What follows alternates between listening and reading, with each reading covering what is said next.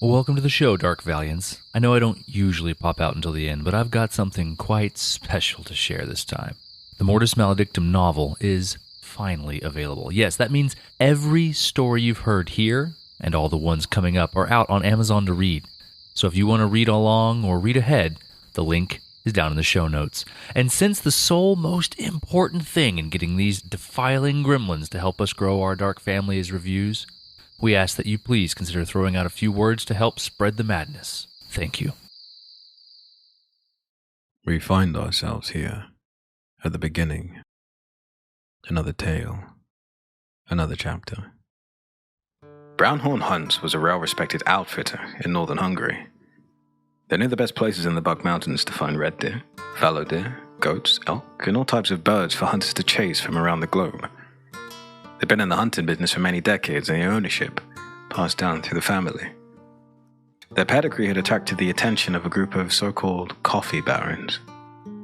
These coffee barons were friends who, despite competing in their own businesses, went on lavish vacations together in their personal life. Usually these vacations were where they ironed out plans to make waves in the coffee industry. They never tried to hide it, and essentially flaunted their unofficial monopoly on Colombia and Brazil's coffee industry. Alejandro, the lone member who spoke German, scowled at the owner and their own broken German. It was difficult enough to carry on a conversation outside of your own native language, but when there was only one language both parties spoke, and it was neither's native tongue, it was a whole other nightmare. Juan, Raul, and Samuel stood near the front of Brownhorn Hunt's office. I don't understand what's taking so long. Raul complained in a quick cadence Spanish, tinged with the occasional Portuguese. The other two threw up their hands in annoyed agreement. We paid for a week. They should give us a week, said Juan. The office was built of hard wood, reddened with stain and polished to shining. There were antlers hanging from the ceiling, holding lights which gave horn shadows to the walls and the floor. Large windows lay in a soft grey light and overlooked the forested edge of the Bükk Mountains. Raoul adjusted the brim of his iconic fedora. He had worn it for so long there was a dark stain on its edge from where the oils of his hands had soaked into the cashmere. You could scarcely drive through a town in Colombia without seeing his fedora-clad face smiling at you from advertising posters hung from every third street. Now, he adjusted it out of a nervous tic. Raoul was the money man on this particular vacation, and if he wasn't making any money here, he was losing it. Even vacations were business opportunities.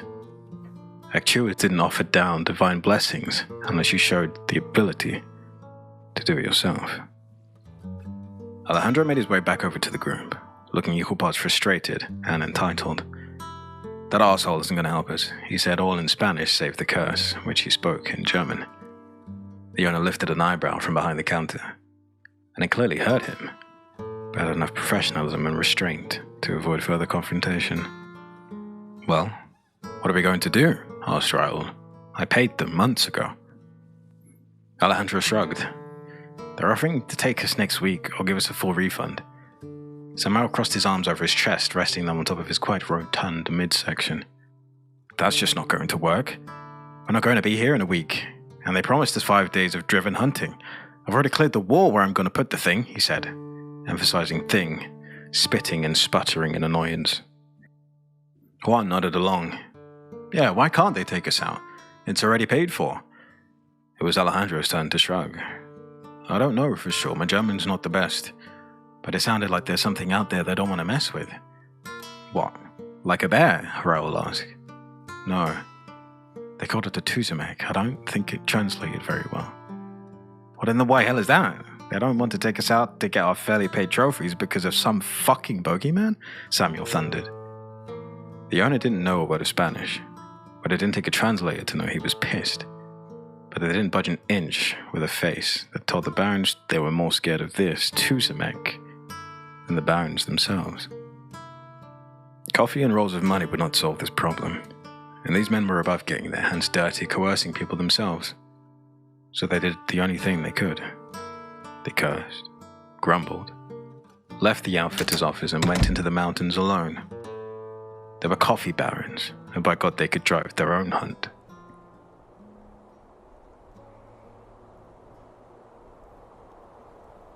Raoul had done hunts of all kinds. He had done hunts from the blinds, hunts where he stalked his prey for days, and hunts where he sent dogs into the brush to scare out his targets. Raoul's favorite type of hunt, though, was driven hunts. They were complex, of course, but that came with significant reward.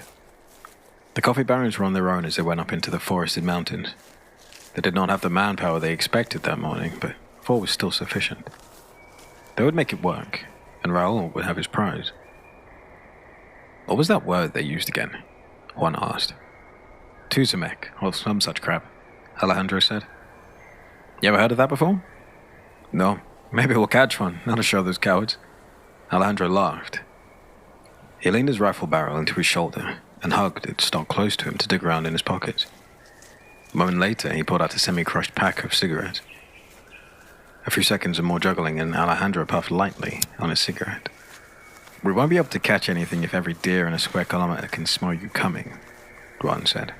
Alejandro simply smiled in response and puffed again, blowing a thick cloud of smoke through his teeth. It made him look like some great dragon admiring a large steak. Are you two gonna hurry up, or should we leave without you? Samuel called down the hill to the pair. He's in a hurry, Raoul grumbled.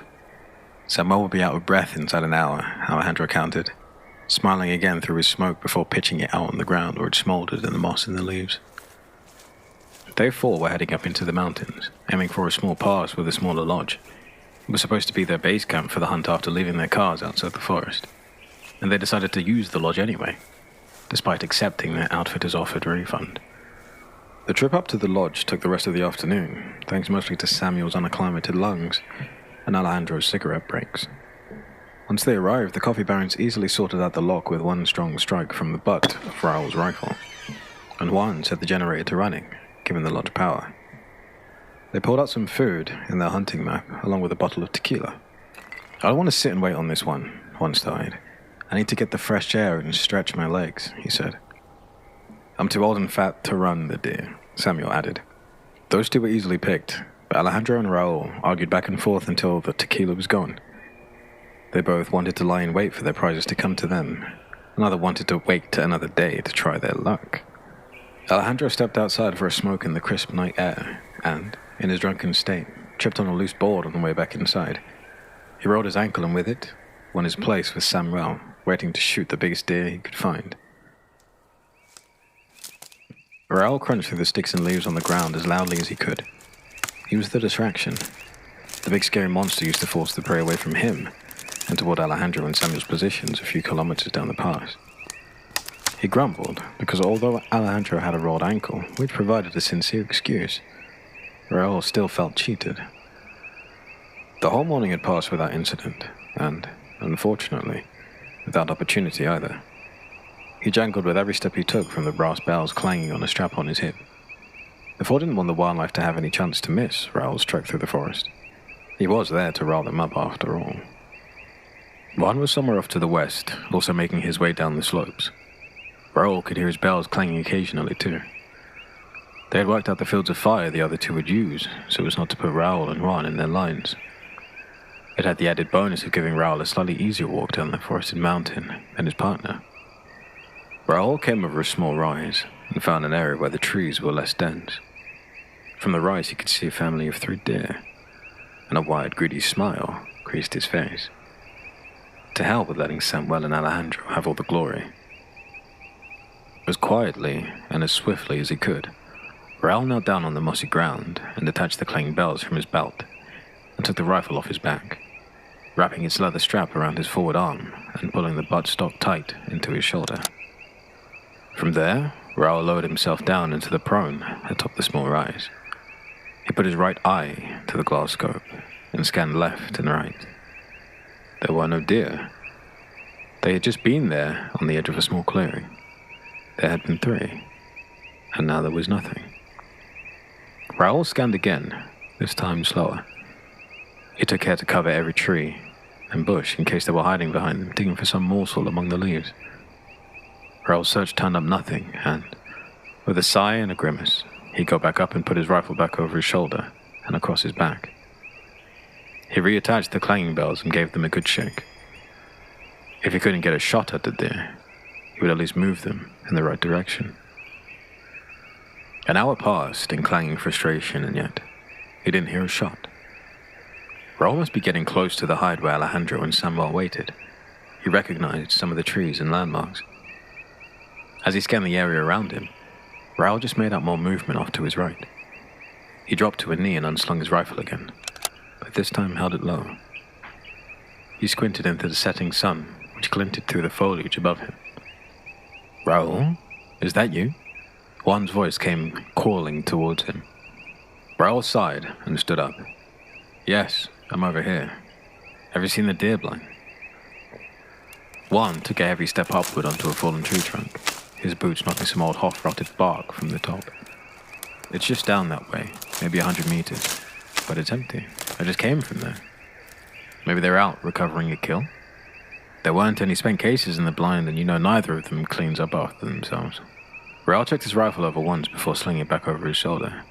"Did you find any sign of them?" Juan nodded. "That's why I was coming up this way.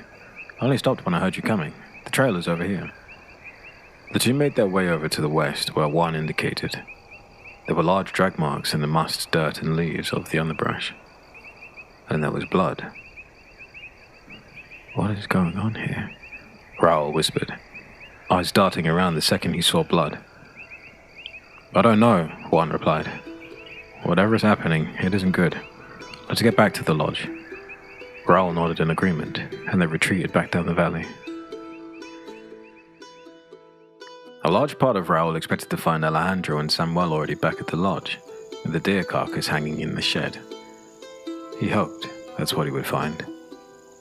He wanted to be angry at the pair for leaving them out there, and then demand they drive the hunt the next day and make up for it. Raoul wanted to be angry because the only other option was the truth. Friend or not, Raoul could not show weakness in front of Juan or any of the others. He knew they would pounce on him the second they spotted the chink in his armor.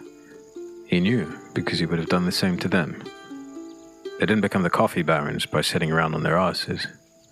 They were sharks, all of them. The pair returned to the lodge and didn't find any sign. Everything was where they had left it either last night or this morning. Empty bottles still sat on the counter in the kitchen. And spare boxes of ammunition sat on a small table where Raoul had loaded his weapon this morning. They checked the shed as well, but there was nothing there either. Then, like the shriek of a banshee, a wailing howl cut through the tense quiet. It flowed down from the pass, carried on the sudden hot wind that smelled of decay and horror. Juan's face turned into the hot gust, squinting at the bits of leaves and grass it kicked up.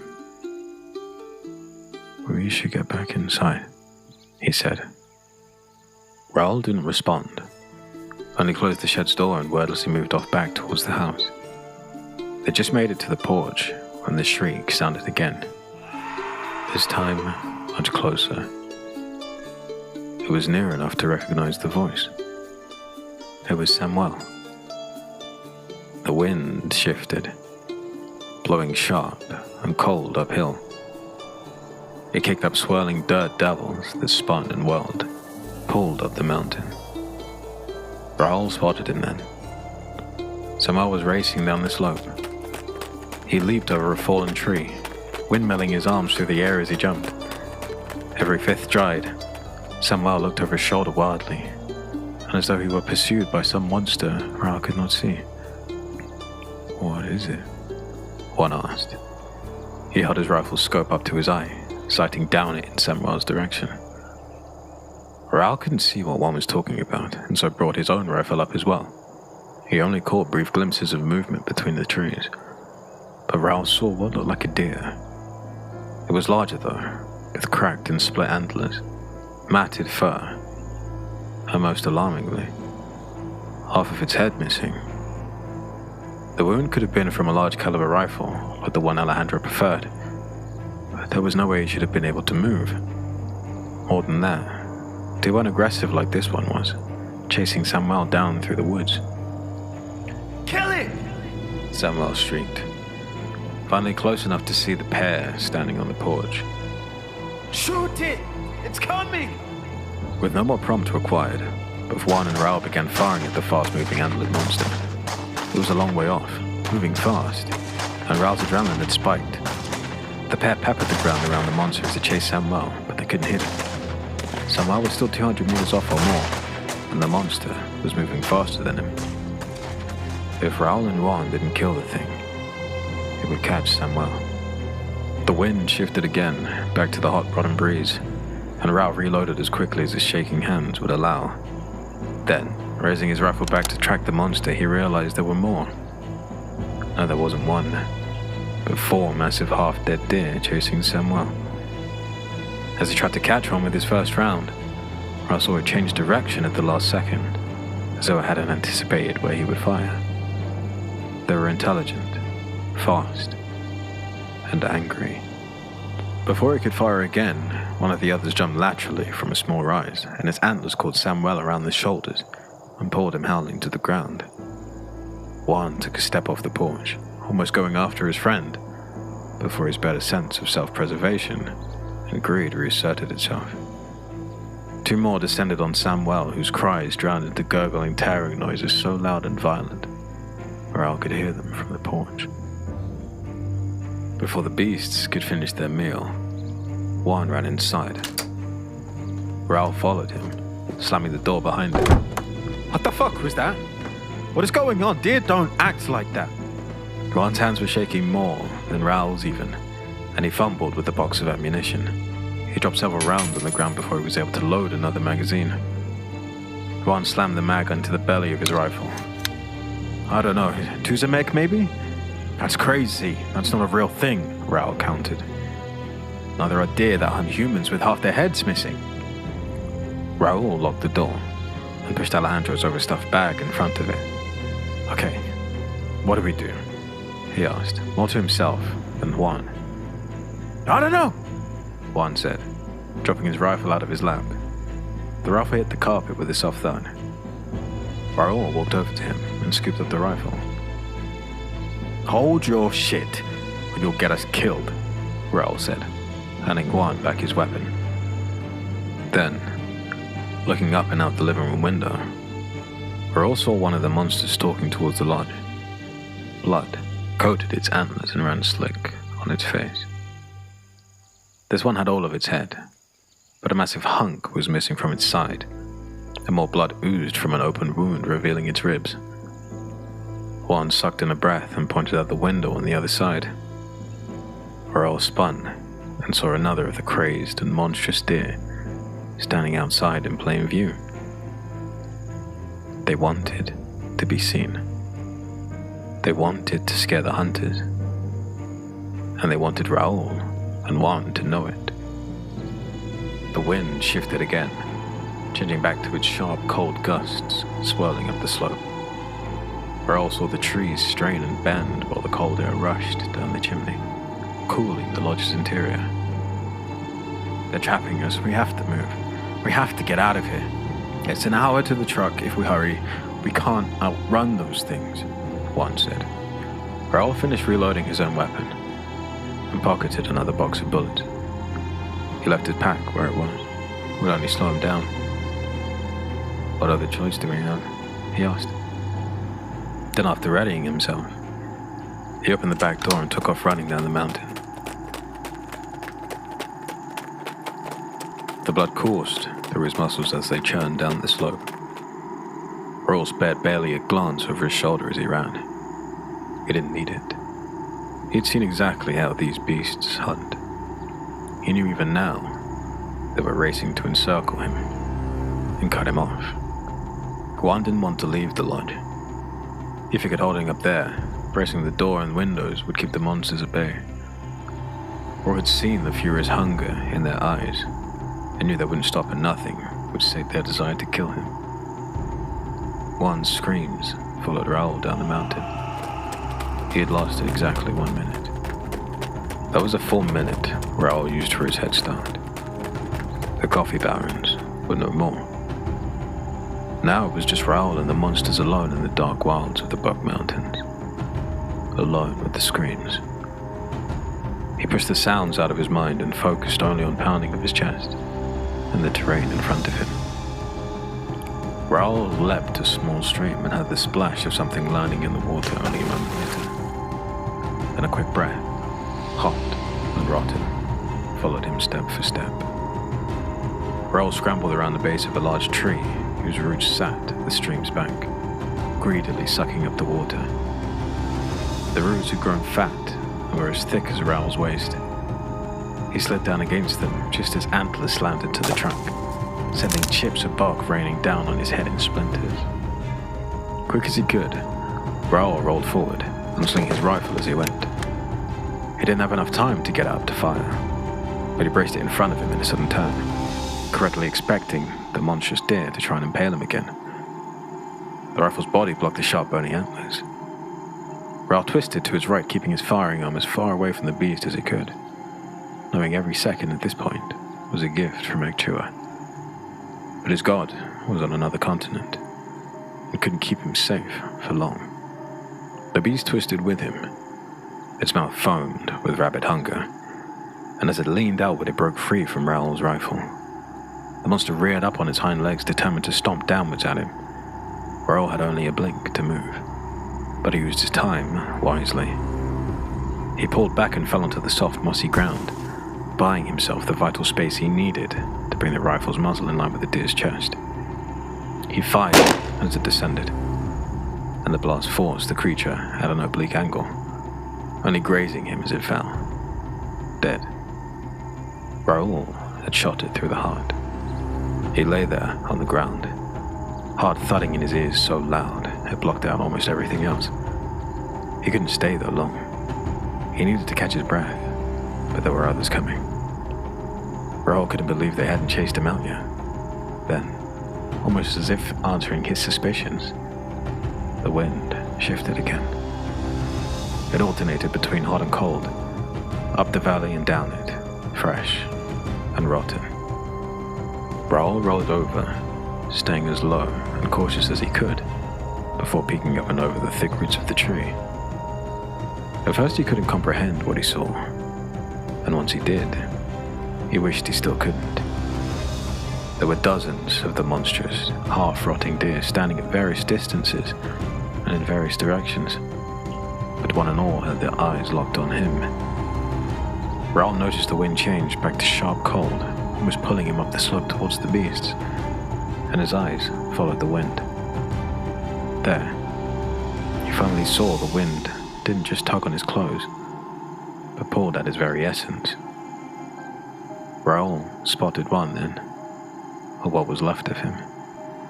His corpse floated just off the ground, moving up the slope, carried on the wind.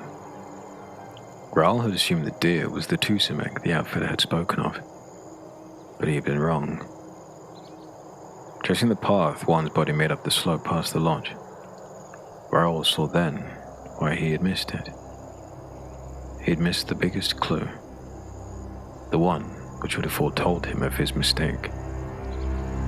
He found himself looking up the slope to 4 gigantic tree trunks that weren't there before.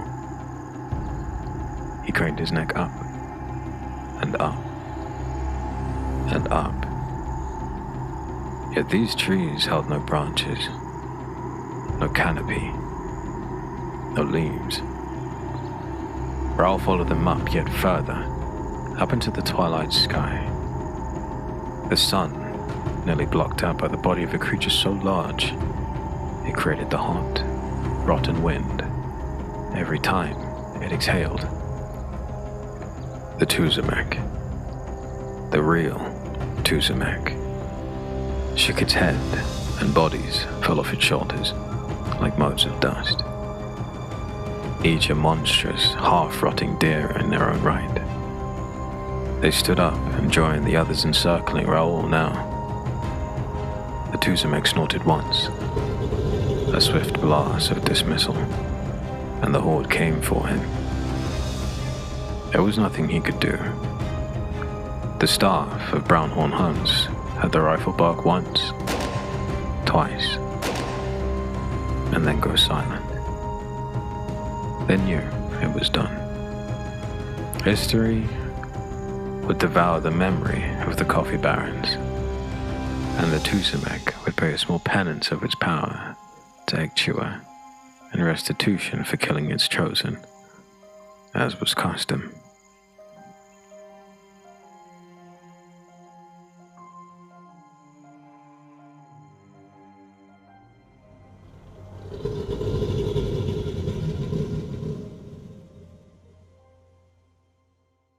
And thus, the story is ended.